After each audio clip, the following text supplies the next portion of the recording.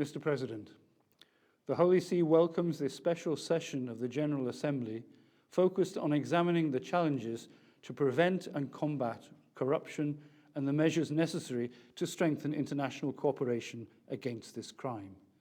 The Holy See welcomes in particular the adoption of the political declaration, our common commitment to effectively addressing challenges and implementing measures to prevent and combat corruption and strengthen international cooperation, at the opening of this special session.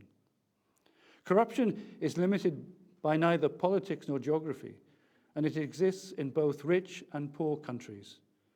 By betraying moral principles and the norms of social justice, it hampers the attainment of integral development and the eradication of poverty. By undermining trust in public institutions and between the governing and the governed, it compromises the good functioning of a well-organized society. If we are to provide access to justice for all and build effective, accountable, and inclusive institutions at all levels, as we pledged to do in the Sustainable Development Goal 16, corruption must be confronted and eradicated. Due to its pervasive nature and manifold consequences, the prevention of corruption requires more than legal mechanisms. We need to promote a broader culture of integrity. Public servants in particular must embrace justice, sound financial management, good governance, and social responsibility. It is also crucial to enshrine the virtue of justice in human society and to fortify the common good through the observance of the rule of law.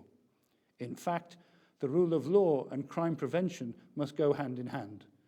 The prevention of corruption is closely related with the respect for and protection of universal human rights at both the national and international levels. As Pope Francis noted, true justice is not satisfied by simply punishing criminals. It is essential to go further and do everything possible to reform, improve, and educate the person.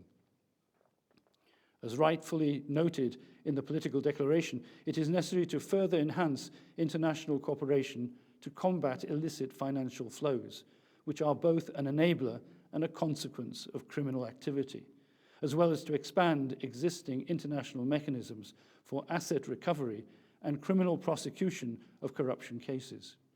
Both are essential to combat impunity and to deprive criminals and criminal organizations of any illicit gains through identifying, tracing, seizing, confiscating, recovering, and returning proceeds of crime.